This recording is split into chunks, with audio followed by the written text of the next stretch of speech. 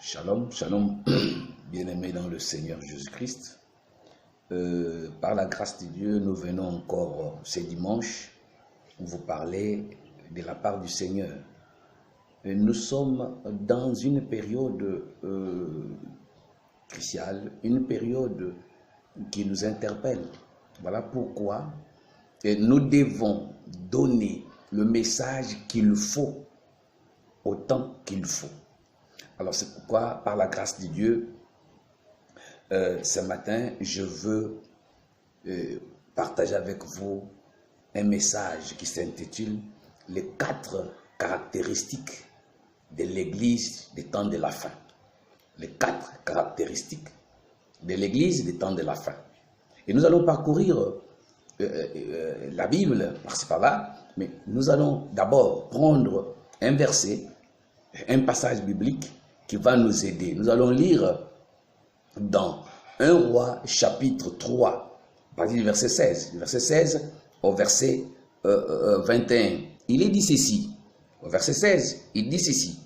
Alors 2 femmes prostituées vinrent chez le roi et se prosternèrent devant lui. L'une des femmes dit, « Pardon mon Seigneur, moi et cette femme, nous demeurions dans la même maison, et j'ai accouché près d'elle dans la maison. 3 jours après, cette femme aussi a accouché. Nous habitions ensemble. Aucun étranger n'était avec nous dans la maison. Il n'y avait que nous 2. Le fils de cette femme est mort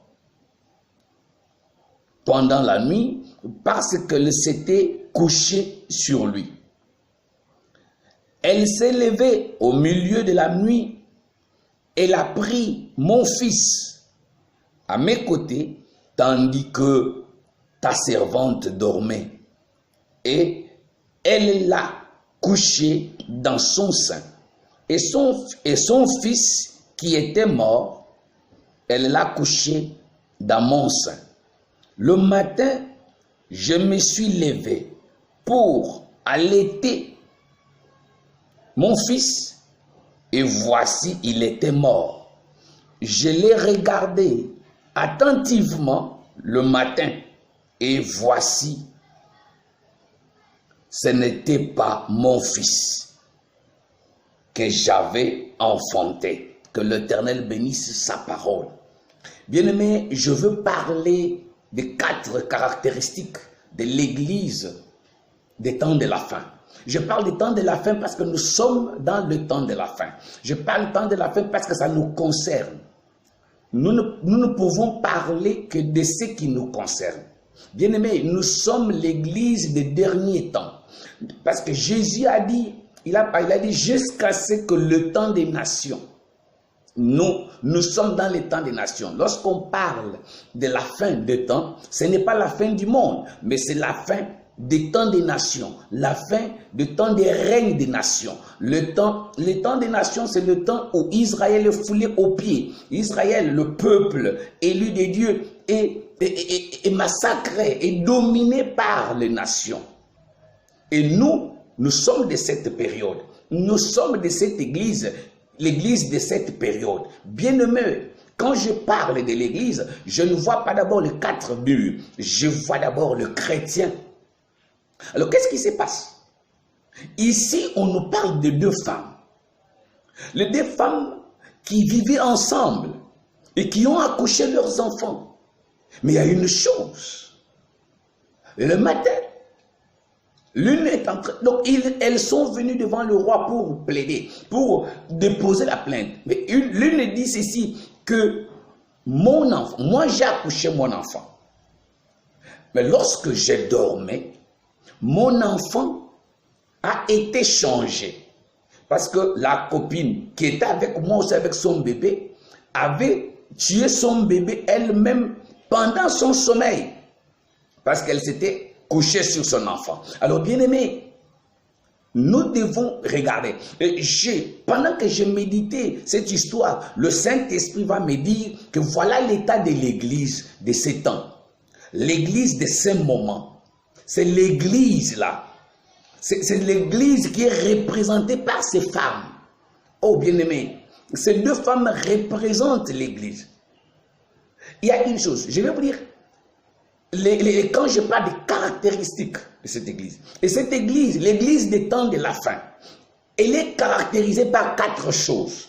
La première chose, elle dort, par le sommeil, elle dort. Deuxièmement, elle est pauvre et prétentieuse. Troisièmement, elle est aveugle. Et quatrièmement, elle est nue. Bien-aimé, je veux commencer par, parce que vu le temps, et je veux aller avec cet enseignement, mais brièvement, mais au moins pour que vous puissiez comprendre, vous puissiez saisir ce qui est nécessaire. Nous devons écouter, bien-aimés. Je vais vous dire, je vous demande vraiment d'être avec moi, de suivre cet enseignement jusqu'à la fin. Et vous comprendrez le message de Dieu, le message que le Saint-Esprit m'a dit de vous dire. Bien-aimés, nous sommes agités, nous sommes troublés par coronavirus, mais coronavirus n'est pas un grand problème. Le grand problème, c'est l'état de cette église. Nous sommes l'église, nous sommes le sel de la terre, nous sommes la lumière du monde. Mais quel est notre état? Et c'est ça le problème.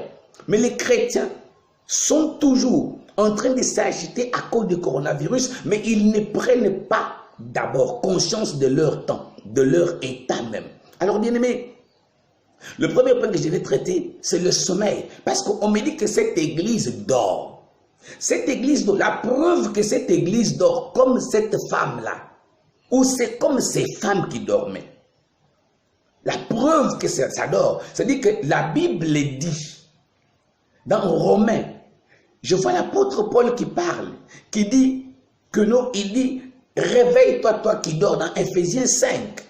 Le verset 14, il dit, réveille-toi, toi qui dors, relève-toi d'entre les morts. Bien-aimé, pourquoi? Parce que l'apôtre parle à qui? Si ce n'est qu'à l'église. L'apôtre parle à l'église. Mais comment l'apôtre peut dire? Dieu peut dire au travers de son serviteur que réveille-toi, toi qui dors. Non, c'est parce que Dieu a dit que non, l'église dort. C'est à l'église que Dieu s'adresse. Dieu dit qu'à l'église, réveille-toi. Mais on ne peut pas demander à celui qui est éveillé de se réveiller encore. Non, on ne peut demander qu'à celui qui dort de se réveiller. Voilà pourquoi la Bible dit, réveille-toi, toi qui dors. Bien-aimé, dans Romains chapitre 13, à partir du verset 11 à verset 15, et verset 13, l'apôtre dit ceci, nous devons connaître le temps que nous sommes. Bien-aimé, nous sommes dans quel état? Nous sommes au temps de nous réveiller du sommeil. Nous sommes au temps de nous réveiller du sommeil, c'est-à-dire que nous dormons. L'église de Dieu dort. Je vais vous montrer pourquoi l'église dort. L'église dort, bien-aimés. Et nous savons tous les conséquences du sommeil. Le sommeil n'est pas une bonne chose, bien que le sommeil nous procure quand même le repos. Mais le sommeil dont je parle ici, c'est le sommeil spirituel. Quand tu es dans le sommeil spirituel, bien-aimé, vraiment rien ne peut marcher. Le sommeil amène beaucoup de choses. Parce que Salomon dit que non, un peu d'assouplissement. Et vous savez quoi? Le sommeil et la pauvreté te surprendra. Bien-aimé, regardez comment le sommeil... Mais ici, je vais vous montrer une chose. Regardez, ces femmes dormaient. Ces femmes dormaient. Mais qu'est-ce qui se passe? L'une d'elles va s'appuyer sur son propre enfant. Alors ça, ce n'est pas l'église de Dieu. Parce qu'une femme qui s'appuie, qui tue elle-même ses enfants n'est pas de Dieu. Ça, c'est comme un cochon. Donc, tu fais tes enfants, c'est-à-dire que ça, ce sont des églises que nous voyons aujourd'hui. Ce sont des églises avec le pasteur dont parle Ézéchiel et Jérémie. C'est-à-dire qu'ils s'en foutent de leurs fidèles, de leurs adeptes. C'est-à-dire qu'eux-mêmes tuent les fidèles par l'arrogance, par les mots durs, par les comportements bizarres. C'est-à-dire qu'ils gèrent les brebis comme si c'était, je ne sais pas. Donc ils se prennent, donc c'est-à-dire ils règnent au lieu d'être de paître, mais il règne. C'est-à-dire qu'il tyrannise les brebis. Mais je vais vous dire une chose. Regardez cette femme. L'autre femme dit quoi? Elle dormait, elle prenait soin de son enfant. Mais son problème, c'est parce qu'elle s'est endormie. Bien aimé, quand on a un bébé, il faut veiller. Mais elle a manqué. Elle n'a pas veillé.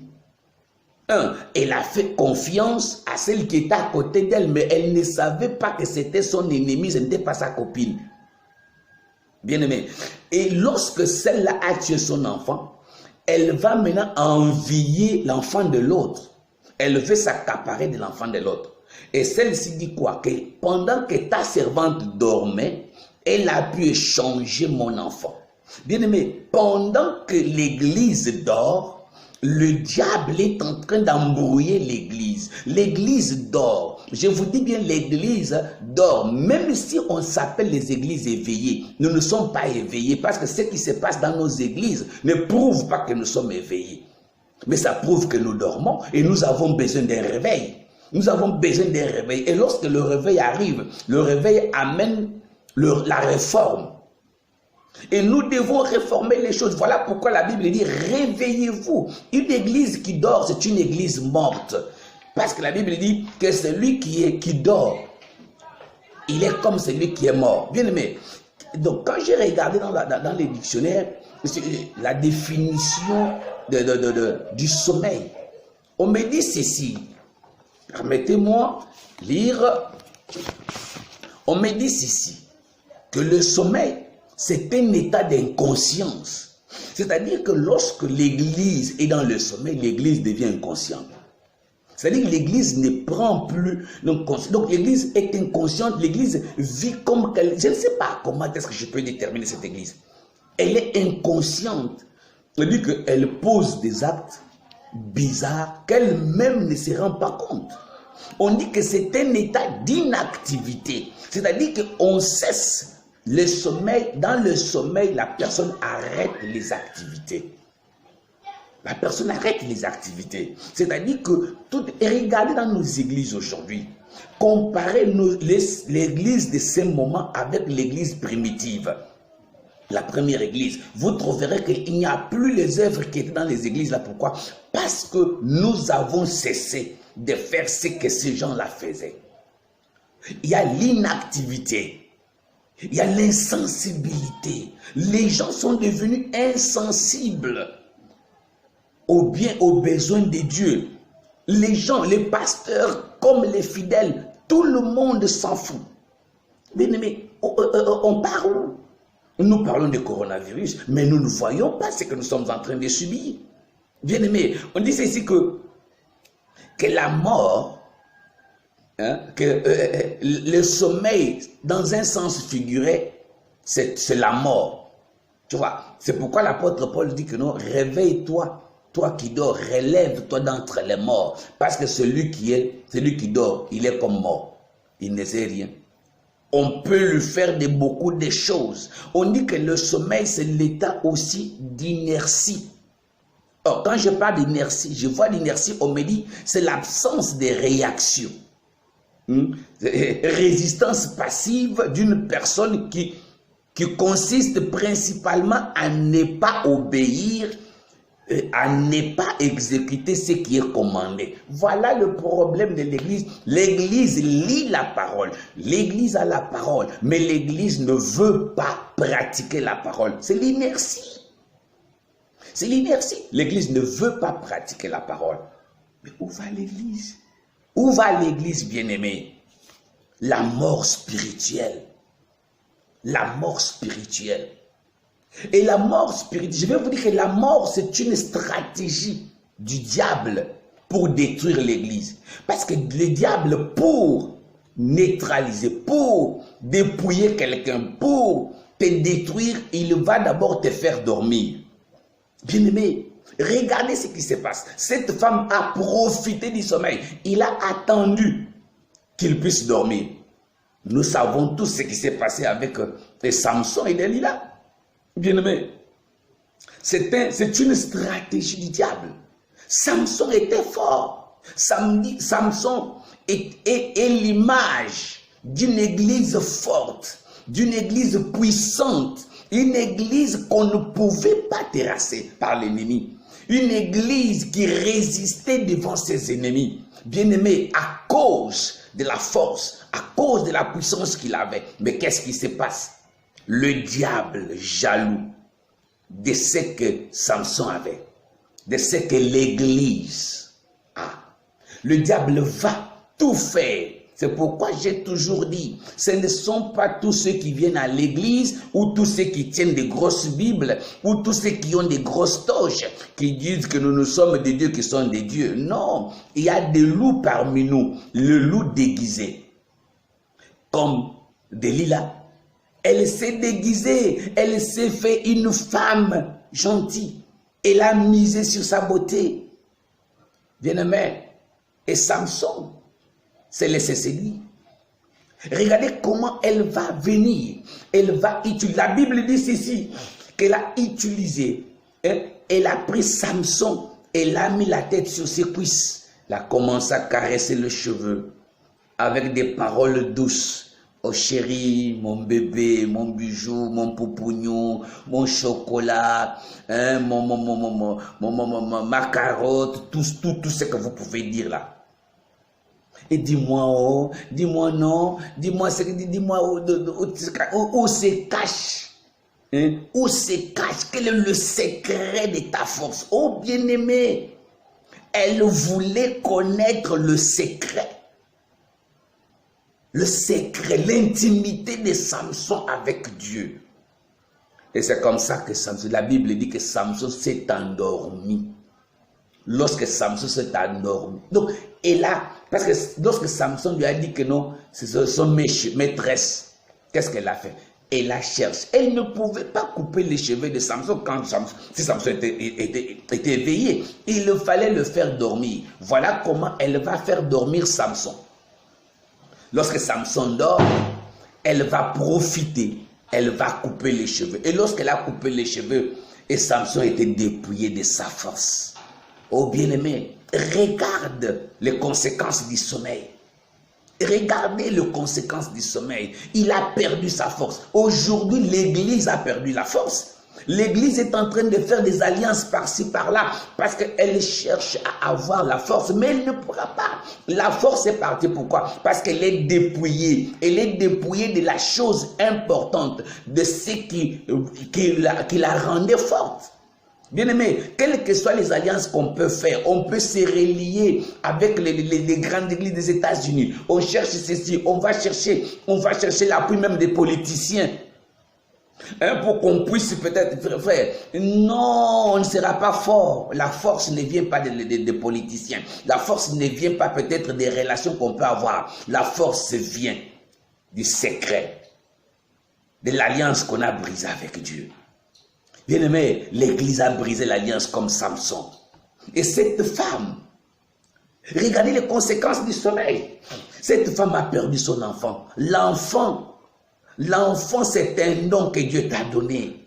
L'enfant, c'est la grâce que tu as obtenue, l'Église. La grâce que tu as obtenue du Seigneur Jésus. Il a dit que je bâtirai mon Église. Les séjours des morts ne prévaudront pas contre elle.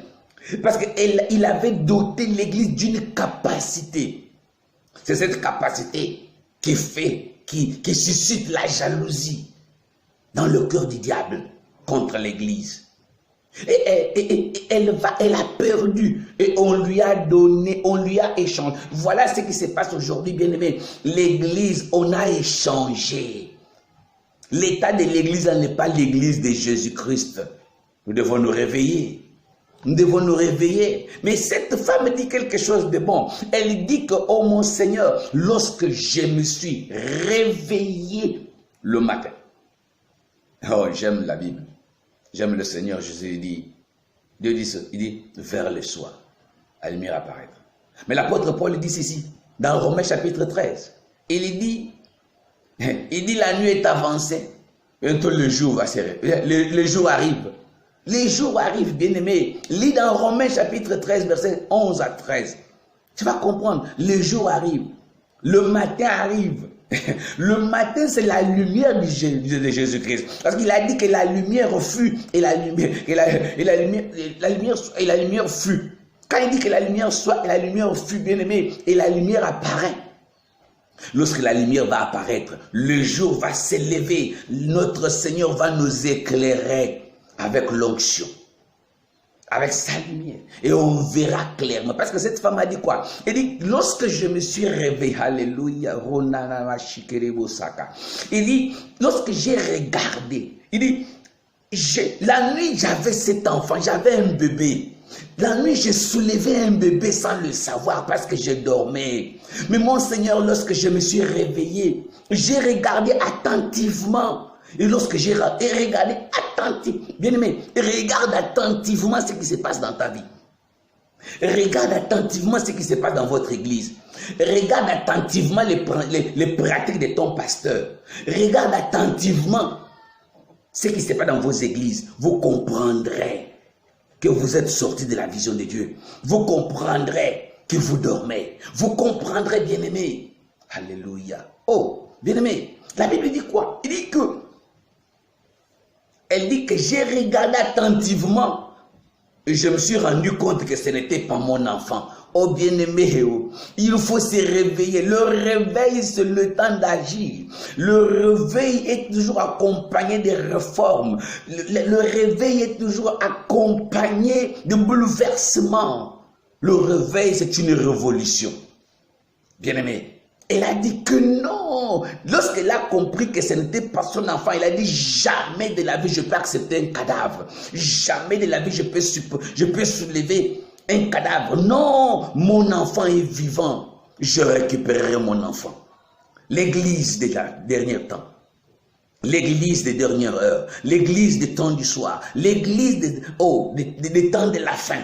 Bien-aimés, c'est le temps. Nous devons nous réveiller pour récupérer notre état que nous avons perdu. L'état là n'est pas encore allé loin parce que le diable le traîne encore quelque part. Nous devons le récupérer. Nous devons le récupérer. Nous devons revenir l'église que Dieu cherche. Au lieu de passer notre temps dans la distraction. Bien-aimé, cette femme a perdu son enfant. Regardez les conséquences, bien-aimé. Les conséquences du sommeil. Les conséquences du sommeil, c'est la pauvreté. Parce que la Bible, je vous ai dit, et Proverbe dit quoi? Il dit un peu d'assoupissement, un peu de sommeil, la pauvreté. Alors quelqu'un qui est attaché, l'église est devenue pauvre à cause de quoi? À cause du sommeil. Parce qu'il n'y a plus d'activité. L'église n'opère plus. L'église est devenue pauvre.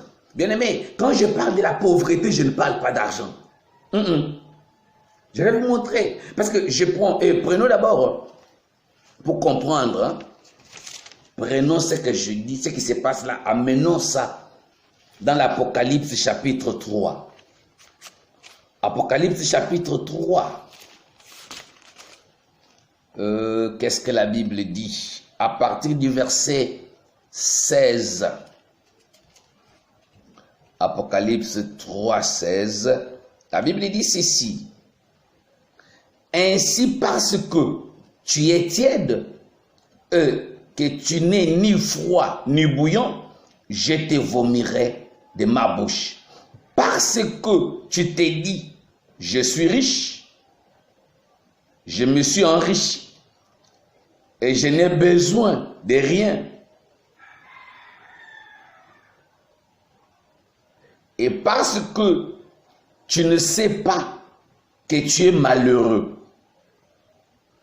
misérable, pauvre, aveugle et nu, je te conseille d'acheter de moi de l'or éprouvé par le feu, afin que tu deviennes riche, et des vêtements blancs, afin que tu sois vêtu, et que la honte de ta nudité ne paraisse pas, et un collier pour oindre tes yeux afin que tu voies. Alléluia.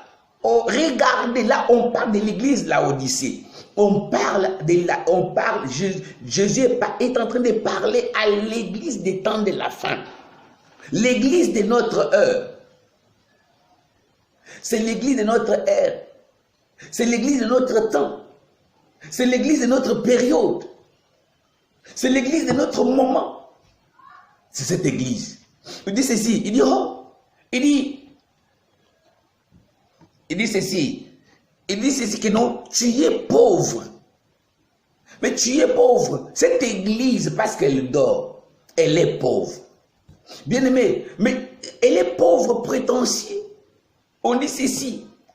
Nous sommes dans le la deuxième caractéristique. Elle est pauvre. Mais il dit ceci, il dit, tu es pauvre, mais tu t'es dit que tu es riche. Bien aimé, aujourd'hui, les églises beaucoup d'églises sont à la recherche des richesses, des succès. Moi, je dois avoir. Aujourd'hui, il y a des pasteurs. On brandit le montant de leur compte en banque. On fête le milliard. On construit des églises en marbre. On compte les fidèles. L'autre dit que moi j'ai 1000, l'autre dit 1 million. On est à la recherche. On est à la recherche de pouvoir. On est à la recherche de gloire.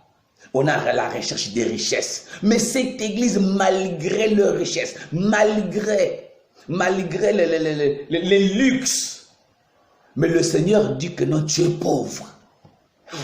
Tu es pauvre. Alléluia. Il dit que tu es pauvre. Mais bien aimé, de quelle pauvreté parle-t-il? Il dit il est pauvre. Est-ce que l'église n'a pas d'argent? Si, elle a l'argent. L'église d'aujourd'hui, on a beaucoup d'argent. Je regarde un peu sur le net, on présente le pasteur le plus riche. Les pasteurs les plus riches. C'est-à-dire que l'église a l'argent. Aujourd'hui, nous avons des problèmes. Lorsqu'on dit que non, je suis pasteur, on voit directement que tu as l'argent. Et regardez. Si je dis que je n'ai pas l'argent, on dit jamais, pasteur, tu as l'église, non? Oui. Est-ce qu'avoir l'église, c'est avoir l'argent? Non. L'église n'a pas d'abord pour but l'argent, non. L'argent, c'est une nécessité. Mais l'argent n'est pas une priorité pour moi ou pour l'église de Jésus-Christ. L'argent, il dit que l'argent répond à tout. C'est-à-dire que l'argent doit être là. L'argent, on doit le chercher. Mais l'argent ne doit pas être notre préoccupation, comme nous voyons aujourd'hui. Aujourd'hui, il y a des choses qui se vendent.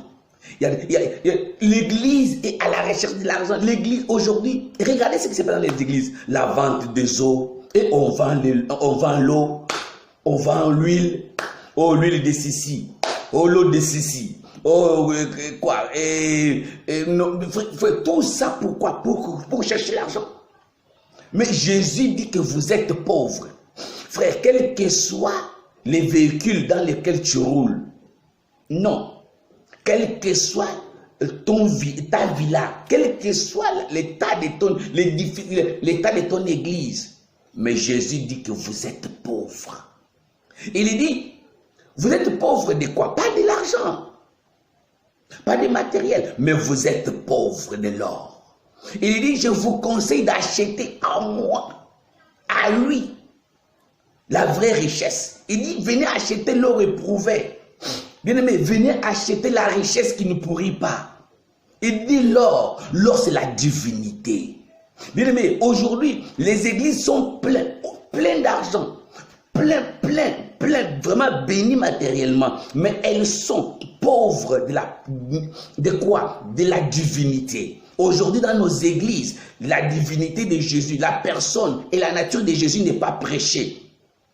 Bien aimé, Jésus n'est pas prêché comme il faut. Vous allez me dire que vous prêchez Jésus. Mais si aujourd'hui, bien aimé, Jésus pouvait rencontrer vos adeptes, et qu'il pouvait leur poser la question qu'il avait posée aux disciples. Qui dites-vous que je suis? Vos adeptes vont répondre quoi? Parce que vous ne leur pas donné ce qu'il faut. Frère, il dit vous êtes pauvres de la divinité.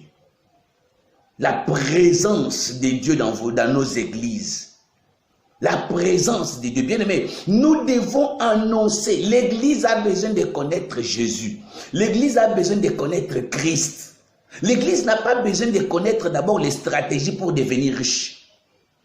L'église n'a pas d'abord besoin, parce qu'aujourd'hui, regardez le niveau. L'église, aujourd'hui, beaucoup d'églises sont basées comme maintenant. Parce que des délivrances, des combats spirituels, parce qu'on sait que des délivrances, ça donne l'argent, comme les gens, ils veulent amener le rythme des Nganga à l'église. Comme chez les Nganga, on leur donnait de l'eau, on leur donnait de l'huile, on leur donnait des poussières. Il faut aussi qu'à l'église, que les pasteurs donnent. Mais les pasteurs aussi, beaucoup de pasteurs sont tombés. Et ils ont commencé parce qu'ils veulent satisfaire leurs fidèles. Sinon, ils vont partir. Oh non, je vais avoir, et je vais aussi profiter derrière pour avoir mon argent. Frère, il faut avoir une richesse avec conscience tranquille. Il ne faut pas, parce que même si c'est comment, un jour, même dans ton sommeil, le Saint-Esprit te rappellera et dit, l'argent que tu as là, ce n'est pas moi qui t'ai donné. C'est un bien mal acquis. Frère, tu peux vivre avec ça. Mais la fin de toute chose est là. Alors bien aimé, nous avons laissé le message essentiel. On ne prêche pas Jésus. Et vous allez voir aujourd'hui, frère, le démon, le diable est beaucoup prêché dans les églises plus que Jésus. Et la démonologie, mais la christologie est où? La christologie est où? Parce que vous ne parlez que de la démonologie. Mais parlez de la christologie, frère. Enseignez Jésus dans sa totalité. Amenez la présence de Jésus dans l'église. Que vos églises, parce qu'aujourd'hui, si le Seigneur pouvait revenir en chair en os et poser la question à vos adeptes, quelle sera leur réponse? Celle des disciples, les collègues de Pierre, ou celle de Pierre? Parce que lorsque Jésus a posé cette question, les autres ont dit, oh non, tu es ceci, oh. Mais Pierre a dit que tu es le Christ. Alléluia. Il dit, tu es le Christ. C'est ça la révélation, bien aimé, parce qu'il savait.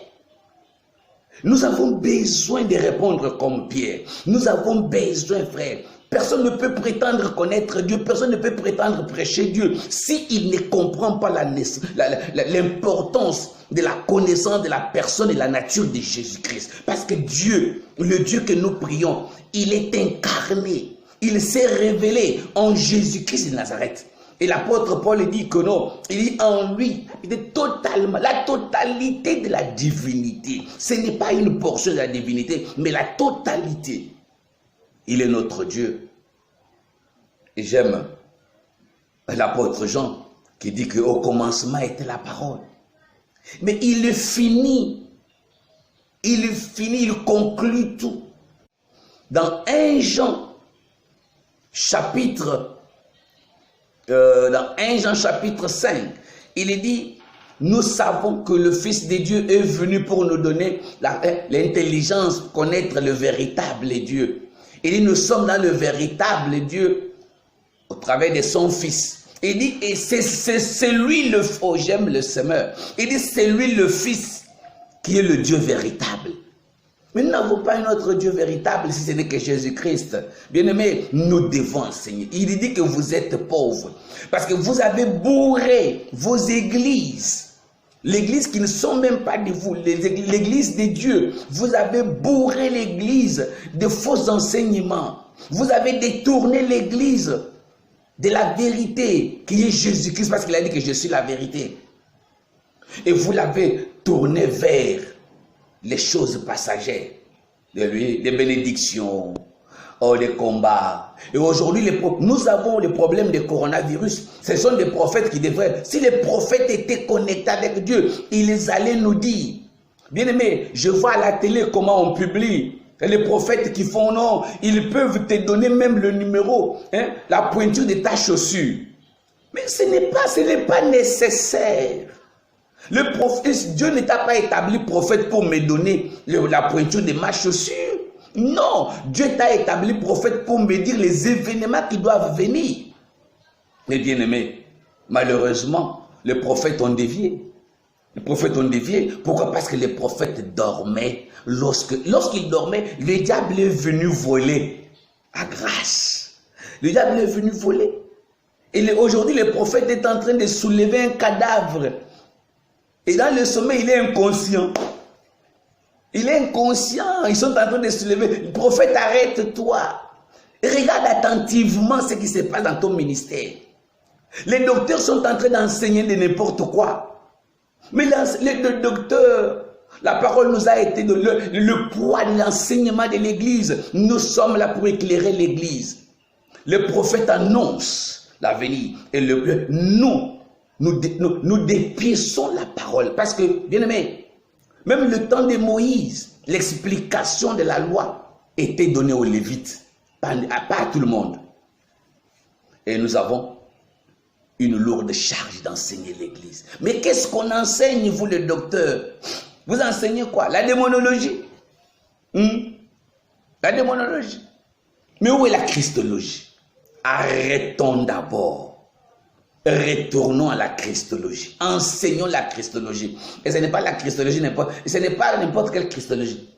Une vraie christologie basée sur la révélation exacte de Jésus-Christ, le Fils de Dieu, le Dieu éternel. Oh bien-aimé. Et quand il dit, vous êtes pauvres. Et troisième caractéristique. Et je vais vous dire même d'abord, dans les conséquences du sommeil.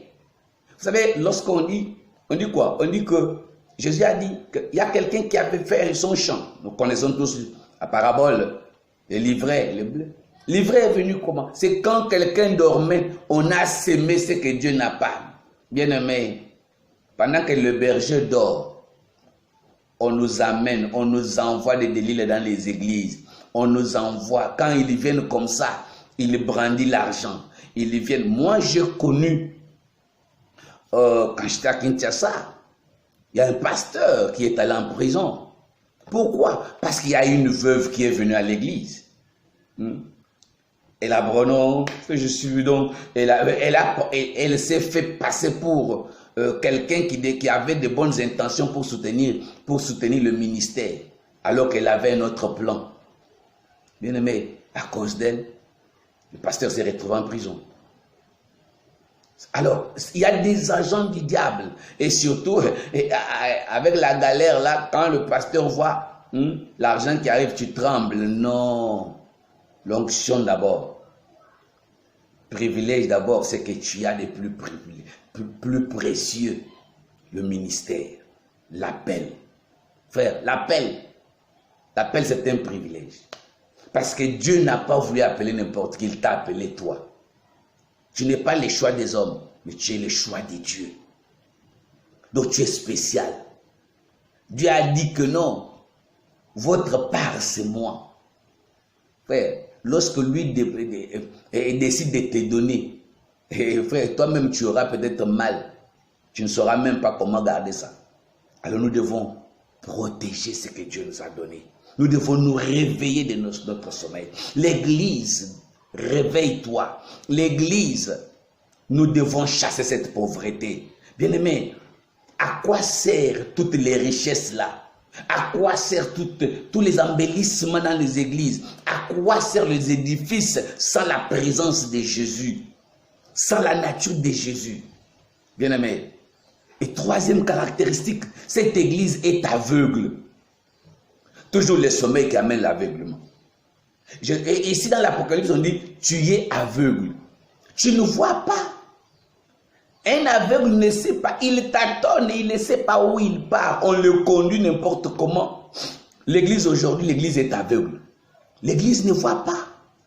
Mais qu'est-ce que Jésus dit? Il conseille cette église. Il dit, viens, achète le collier pour que tu voies. Bien-aimé, ici c'est l'aveuglement spirituel. Et Paul peut dire dans Corinthiens, il dit, si notre évangile est voilé, il est voilé pour ceux qui périssent, ceux dont le Dieu de ces siècles a aveuglé. Il a aveuglé quoi? Leur cœur. Il a bandé. Il a aveuglé les yeux du cœur, les yeux de la foi, les yeux spirituels. Bien-aimé, il y a des gens qui regardent mais qui ne voient pas. L'église ne voit pas. Parce que si l'église pouvait voir, l'église allait détecter que non, qu'est-ce qui se passe? Comme cette femme. À un certain moment, elle était aveugle. Elle a soulevé un cadavre. Elle a soulevé un cadavre. Mais lorsqu'elle s'est réveillée, lorsqu'elle a mis le collier dans les yeux, lorsque la lumière du Saint-Esprit l'a éclairée, elle a vu. Bien-aimé, le collier que le Seigneur nous demande, c'est l'onction intérieure, l'onction de la découverte. C'est l'onction, c'est la lumière du Christ qui doit nous éclairer. C'est pourquoi on dit que notre Christ éclairera. Il doit nous éclairer. Et quand il va nous éclairer, nous allons voir. Bien-aimés, voilà pourquoi nous devons chercher, solliciter que le Seigneur nous éclaire. Mettons les colliers dans nos yeux. Vous savez, l'apôtre Paul, lorsqu'il était Saul de Tarse, il partait. Il était quelqu'un qui était enseigné par le plus grand docteur, Gamaliel. C'est-à-dire Paul et se disait qu'il avait le monopole de la connaissance de Dieu. Et Paul défendait, dans ce que Paul faisait, il ne faisait pas mal, parce que Paul défendait Dieu. Il défendait les intérêts de Dieu. Mais sans le savoir, il combattait Dieu.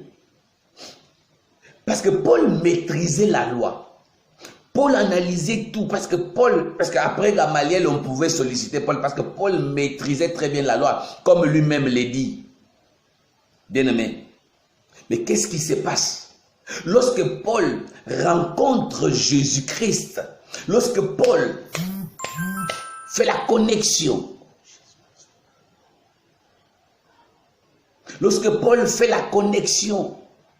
avec Jésus-Christ, la Bible dit, il était devenu aveugle. Mais il n'était pas devenu, il s'est rendu compte qu'il était aveugle le moment-là.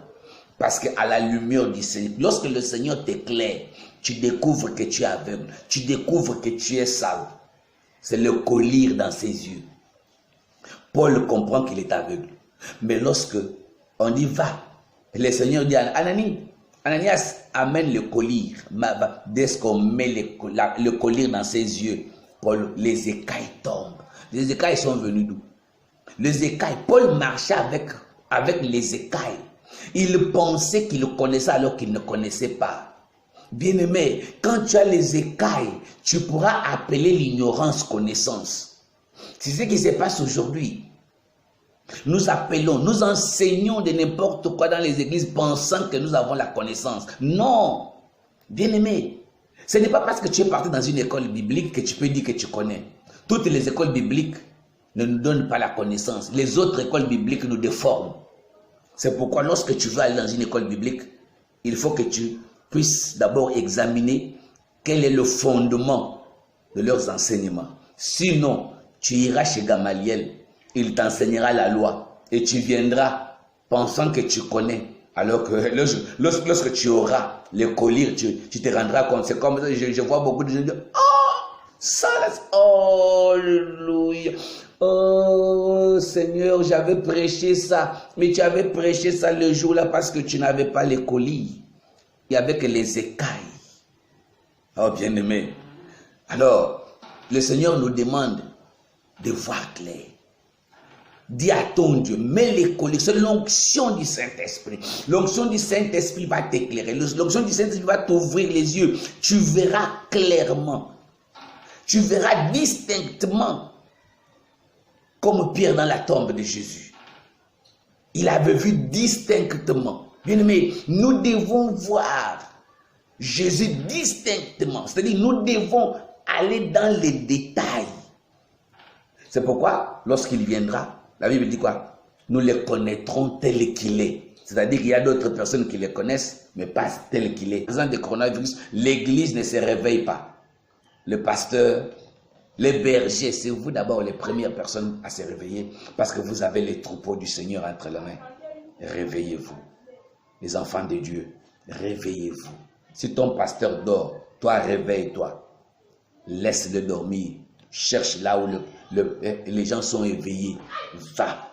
Le temps est grave. Le temps est grave. Nous sommes au temps de la fin. Bien-aimés, la fin de toutes choses arrive. Alors, bien-aimés, comme je disais, l'heure est grave.